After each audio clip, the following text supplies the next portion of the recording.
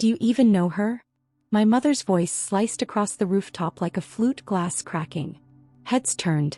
Somewhere between the string lights and the skyline, New York held its breath just to watch us. Better than you think, I said, and the smile I gave Marjorie Ashford was the one I'd perfected at charity galas. Bright enough to photograph, sharp enough to cut.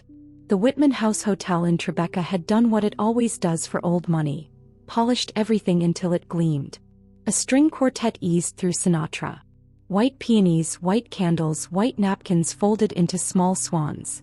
Nothing here had my fingerprints on it, and that was the point. My parents had planned an engagement party without asking me if I was engaged. The email had arrived with a PDF invitation and a line that read, "Trust us. This is for the best." I trusted them to choose a florist. I did not trust them with my life. "I'm Cashin," said the man they'd selected, extending his hand like we were networking, not allegedly promising forever. He had a perfect jaw, shoes that made the floor grateful, and a cufflink glint that said, "My family's lawyer can beat your family's lawyer." Cashin Ward. "It's really something," I finished for him, shaking his hand once, cleanly. His grip was confident, like the world had taught him that nothing important could slip away if he simply held tight enough. Cashin's mother, Odessa Ward, wore navy and pearls and an expression that communicated both welcome to the family and don't touch anything valuable. My father hovered an inch behind them, a proud curator beside his newest acquisition. Bennett Ashford didn't collect art, he collected outcomes. "Vivian," he said to me like a reminder. "Thank you for being on time." Translation: thank you for not making a scene. The scene was already made. Guests moved around us in polite orbits. Partners from my father's firm, women who lived at Bergdorf Goodman, a judge who had baptized half the city's prenups. I recognized donors from the literacy foundation I actually cared about, too. Marjorie had invited everyone who could keep a secret or sell one. I wore black. Not because I was mourning, but because black is what you wear when you intend to do surgery. "Darling, the photographer wants a few candids before the toast," my mother said, her hand hovering near my elbow like a leash disguised as affection. "Cashin, would you take Vivian?" "I can walk myself," I said. My legs still answer to me. A few smiles tightened. That always happens when a woman uses plain language in a fancy room. Cashin stepped closer, lowering his voice. "Look, I know this is unconventional. Our parents think in mergers and seating charts. We don't have to decide anything tonight. We just have to be presentable." Presentable. There it was, the most expensive adjective in Manhattan. "Do you even like me?" I asked. He blinked, surprised by the honesty. "I don't not like you." "Romantic," I said, dry enough to evaporate a martini. He chuckled despite himself. "You're funny." "I'm prepared," I corrected and shifted my clutch under my arm so the envelope inside tapped my ribs. Just a whisper of paper, but it soothed me more than champagne ever could. Across the terrace I spotted a woman from the foundation. Ariel, red hair, blue suit, a lighthouse in a storm of beige. She gave me a small nod. "Ready?" her eyes asked. "Almost."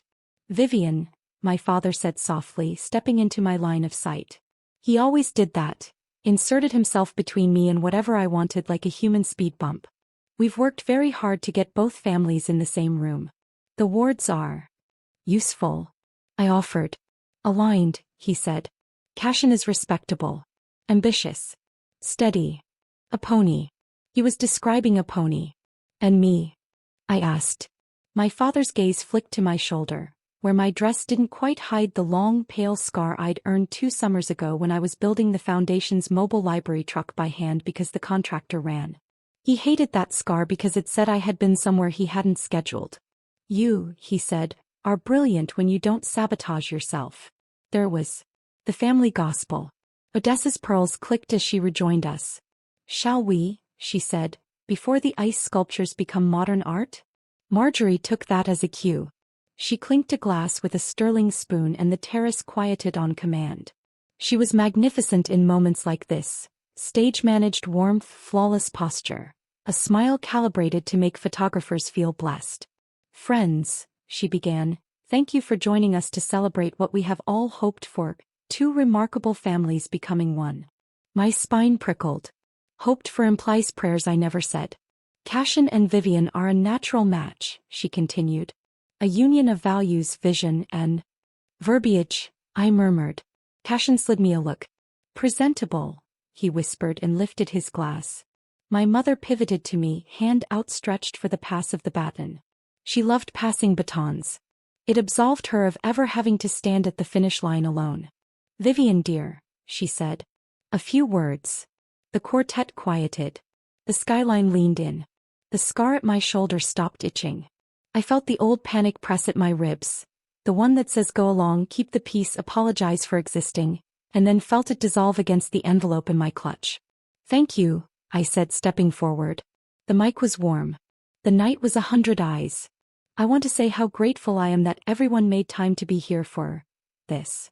A few polite laughs. Tonight is about honesty, I said, and the word landed like a dare.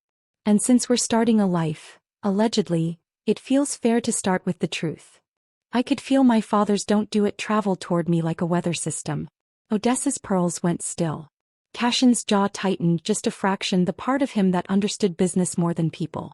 The truth is, I said, I didn't plan this party. I didn't choose this dress. I didn't pick the canapes, the quartet, or the man. Someone actually gasped. I always thought that was a movie thing. But I did bring something of my own. I set the mic on the edge of the bar, let the feedback sting, and opened my clutch. The envelope slid out in a clean white sigh. Ariel moved almost imperceptibly nearer the back doors, exactly where she needed to be when the timing turned. Vivian, my mother said, smiling so hard her face became porcelain. Not now. Now is perfect, I said. Because if this is a celebration, we should toast to choices. Real ones. I held the envelope just high enough for the closest guests to see the embossed seal.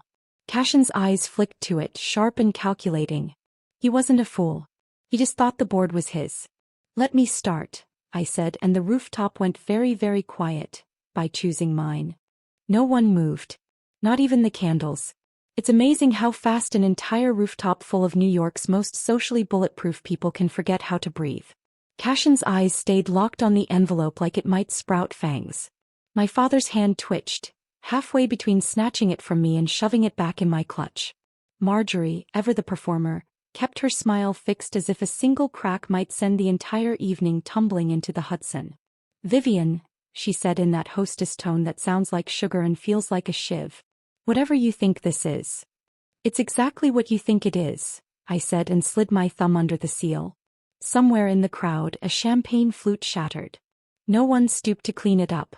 The quartet exchanged glances and stopped playing entirely. The night became nothing but air and pulse. I unfolded the letter with the kind of care you give ancient documents, because in a way that's what it was. The first draft of the rest of my life. I've been offered a position, I began, my voice steady, to lead an international expansion of the Ashford Literacy Foundation. A few polite nods. The kind you give to a friend's child who announces they've made the varsity swim team. Harmless. Boring. In Paris. The ripples started small. Someone near the bar whispered Paris like it was both scandal and spell. And I've accepted, I continued. I leave in 6 weeks. The ripple became a wave. Odessa Ward blinked slowly, recalibrating the calculus of her son's future. My father's jaw worked like he was chewing on something too tough to swallow. Cashin just stared at me, that perfect jawline suddenly looking like it belonged to a man who'd bitten into glass. This is absurd, my father said finally, stepping forward. You can't just.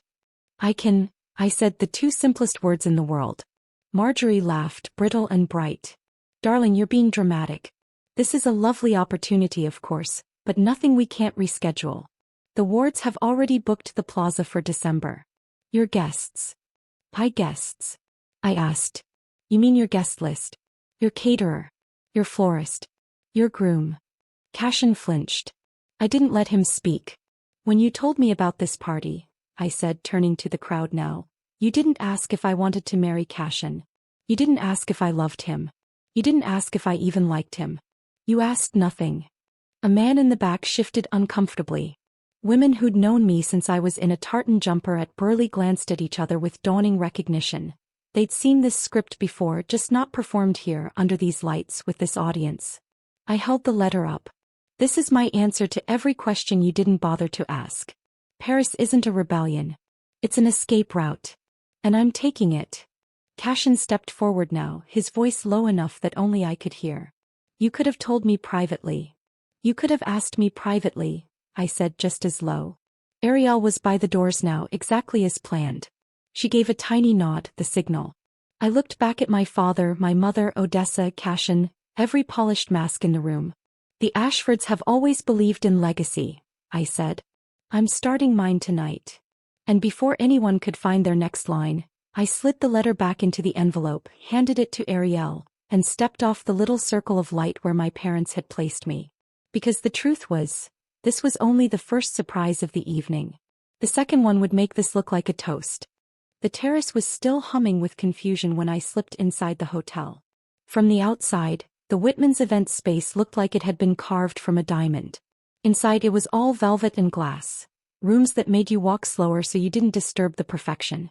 My heels clicked down the corridor toward the East Ballroom, where the overflow guests were drinking, oblivious to the drama unfolding upstairs. Ariel caught up with me halfway down the hall. Letter delivered, she said, tucking the envelope into her blazer. You're sure about the next part? Absolutely, I said. This is the fun part. The East Ballroom smelled faintly of lilies and very expensive whiskey. In the corner, behind the tall arrangement of hydrangeas, sat a lacquered mahogany podium. On it was the Ashford Literacy Foundation's donation ledger, tonight's silent auction centerpiece. To the casual eye, it was just a ceremonial prop. But inside was the real prize, a signed memorandum of transfer. I picked it up, feeling the cool weight of the embossed cover. 6 months of work and several well-timed board votes had condensed into 24 crisp pages. By morning it would be filed with the state and I would be the sole controlling authority of the foundation. No longer a pet project my parents could parade to donors, but an independent organization. Ariel's grin was quick and conspiratorial. Marjorie's going to combust. She'll try to smile through it, I said. But the cameras will catch the tremor. We carried the document back toward the terrace, the buzz of conversation sharpening with every step. When we emerged, all eyes turned as if gravity itself had shifted in our direction. My mother's face was still a portrait of damage control. Chin high, shoulders square, smile set to "we will discuss this later." My father stood beside her, his expression sliding toward outright irritation now that the cameras had been distracted by my absence. "Sorry to keep you waiting," I said, reclaiming the mic from where it rested near the bar. "Before we continue with whatever this is, I have an announcement for the donors in the room." A subtle shift. A certain kind of guest straightened at the word donors. Odessa Ward tilted her head, interested. Cashin's eyes narrowed, the way a man does when he knows another shoe is about to drop and hopes it won't hit him. I opened the ledger and removed the memorandum, holding it up so the nearest photographers could catch the seal. As of tonight, the Ashford Literacy Foundation is no longer under the administrative control of my parents. Effective immediately, it will operate as an independent nonprofit. All future board appointments will be made by myself and the new advisory council. The silence had texture now. I could feel it like velvet dragged backward. For those of you who've supported us for years, I continued, nothing changes except everything. Your donations will go directly into programs, not into someone's portfolio of cocktail party talking points. There was a rustle. People shifting, recalculating, deciding if they were watching a coup or a coronation.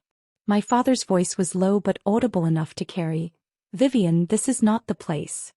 "It's exactly the place," I said, still looking at the crowd. "Because this is what legacy should look like. Not an arrangement decided in a boardroom without the people it affects. Not a marriage I didn't choose. Not a foundation run by people who never stepped into the neighborhoods it's meant to serve." Somewhere to my left, someone began to clap. Just one pair of hands at first. Then another. It spread slowly, uneven, tentative, until the terrace was alive with it. I didn't look at my mother. I didn't have to.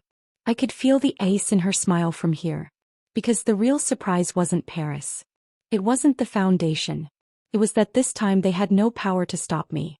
The applause dissolved into pockets of low conversation, the kind that sounds harmless until you catch the glances. Cashin stepped forward, not toward me but toward the mic like a man who thought he could redirect a storm if he just stood in front of it.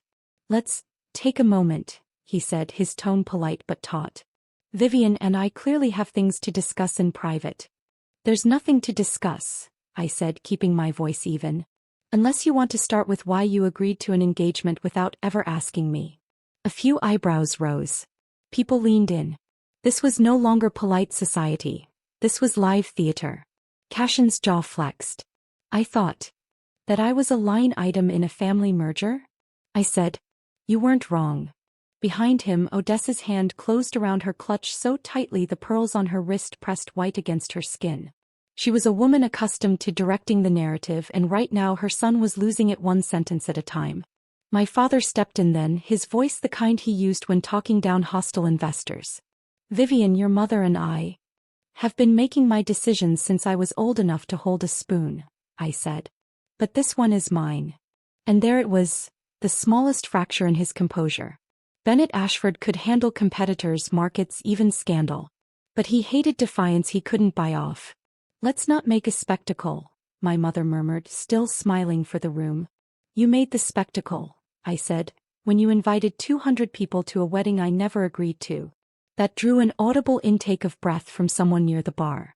I recognized her, an old classmate from Columbia, the kind who would already be composing the group text. You won't believe what's happening at the Ashfords' party. I caught Ariel's gaze near the back. She gave me a quick once-over, checking for signs of regret. I shook my head. None. Cashin, to his credit, didn't try to plead.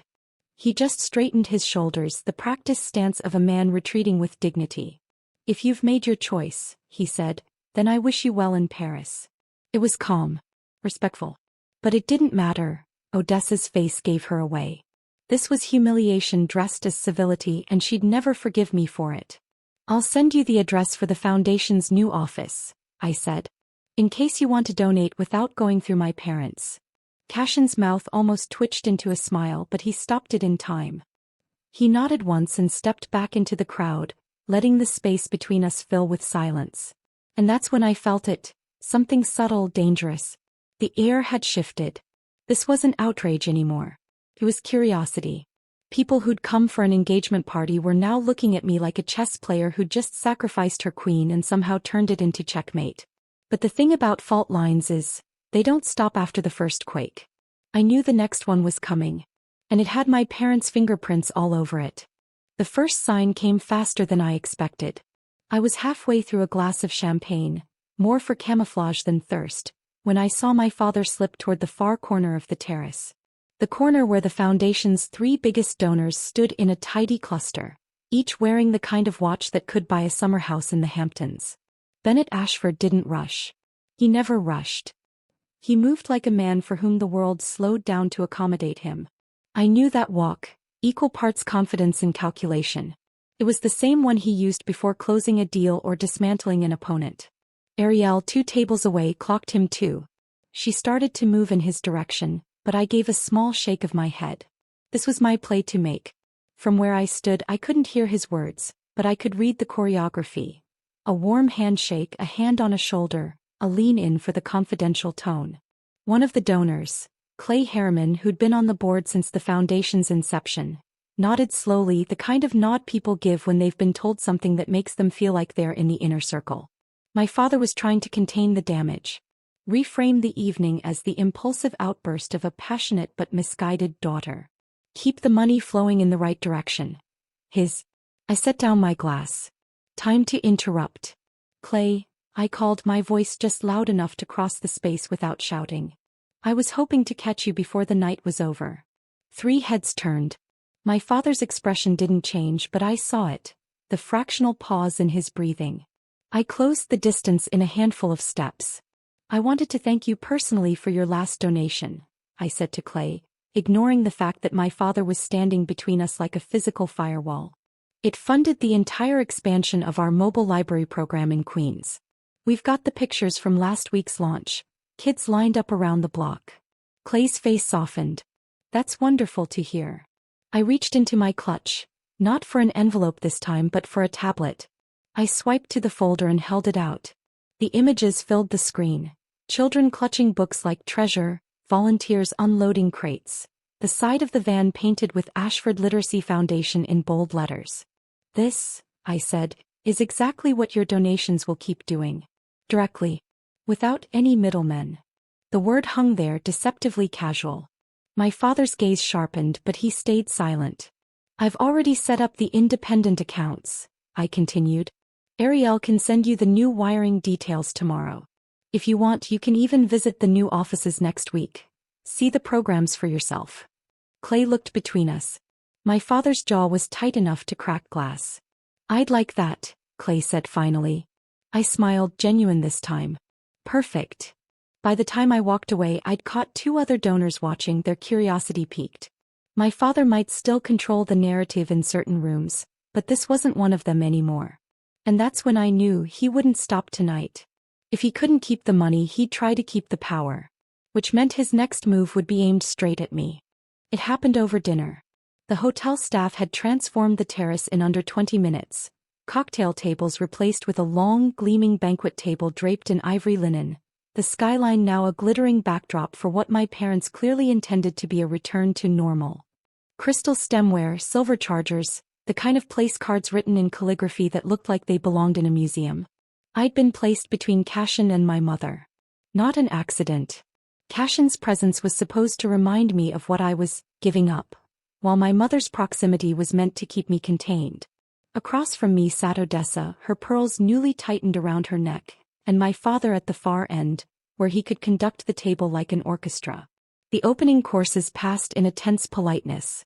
A chilled corn soup, a baby arugula salad with candied pecans, luxury pretending to be light-hearted. The conversation was all travel plans and art auctions, with the occasional foray into politics delivered in that careful, moneyed way that says we all agree here, don't we? It wasn't until the entrees arrived that my father made his move. I was just telling Clay and the others, he said, his voice carrying easily down the length of the table, how proud we are that Vivian has taken such an interest in the foundation. Of course, managing something of that scale is no small task. It requires oversight. A murmur of agreement. The word oversight landed like a trap snapping shut. Which is why, he continued smoothly, Marjorie and I have decided to remain as co-chairs of the advisory board. Naturally, all major expenditures will still go through us for approval. The air shifted. Subtle, but enough that I felt it in the way Cashin's shoulders tightened beside me. This was the countermove, painting my independence as ceremonial, just a charming little title for the daughter who still needed her parents' steadying hand. I set my fork down carefully. That's generous, I said. But unnecessary. My father's smile didn't waver. Donors like stability, Vivian. They'll be reassured to know the foundation's direction won't change too dramatically. We all know passion alone isn't enough. There was passion, their favorite euphemism for reckless. I leaned forward just enough for my voice to carry without raising it. The donors I spoke with tonight seem perfectly comfortable with my leadership. And the board you're referring to? It's been dissolved. As of an hour ago. The knife clinked against my father's plate, the only crack in his composure. Odessa's eyes narrowed. Marjorie's hand tightened on her wineglass. I filed the dissolution paperwork last week, I said. Tonight was just the announcement. Ariel, 2 seats down, hid her smile behind her glass. For a moment, the only sound was the faint hum of the city below. Then, as if on cue, the waiters swept in to clear the plates. The perfect timing of people who didn't realize they'd just walked into the middle of a war. My father didn't speak again for the rest of the course. But I knew better than to think that meant I'd won. Silence, in Bennett Ashford's playbook, was never surrender. It was a pause before the next strike. Dessert was tiramisu, but no one was tasting it. The terrace had taken on that strange, electric quiet. When people are still talking but their words are just filler, their eyes trained on the space between 2 opponents. My father had gone still, the way he did before making a move he thought would end the game. Came when the coffee was poured. Vivian, he said, his tone as warm as it was deliberate. Your mother and I have been speaking with Odessa and Cashin. Given tonight's revelations, we all think it's wise to revisit your plans for Paris. Not to stop you, of course. Just to ensure you're not rushing into something that might harm the family's reputation. There it is, I thought. The conversation framed as concern, the trap hidden inside the velvet box. I appreciate your concern, I said, stirring my coffee, but my decision's made. He smiled faintly as if humoring a child. I understand. Which is why we've arranged something to make your transition smoother. Cashin will be taking a position with our partner firm in Paris next quarter. You'll have a familiar face, someone you can rely on. It will help with appearances. The table collectively stilled. They weren't offering me support. They were attaching a leash. I set my spoon down. So this is the plan? If you can't keep me here, you'll send an escort to manage me abroad. Marjorie's smile stayed fixed. Darling, you're overreacting. Cashin's an asset. He could help you navigate. Navigate what? My own choices. Cashin finally spoke. I didn't agree to this, he said, low enough that only I could hear. I looked at him, measuring whether it was honesty or performance. His jaw was tight, his eyes tired. Maybe both. This isn't about Paris, I said to my father. It's about control. And since you can't control the foundation anymore, you're looking for other ways to keep a hand on the wheel. Bennett's expression didn't change, but I caught it. The microsecond of irritation in his eyes. Well, here's the thing, I continued, letting my voice carry just enough. I've already secured independent funding for the Paris expansion. Contracts signed. Deposits made. The work starts in August, whether anyone else approves or not. Odessa's fork paused midair. The couple to my left pretended to resume their conversation but were listening intently.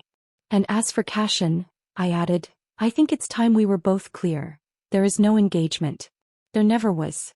Just a calendar date someone else tried to fill. A ripple went through the table like wind over water. My father didn't answer. He simply leaned back in his chair, folded his hands, and gave me the kind of measured look that said, You may have won this round, but the board is still mine. Except it wasn't. Not anymore. Because there was still one final move left. Mine. And I'd been saving it for the end of the night. By the time the last plates were cleared, the terrace had split into factions.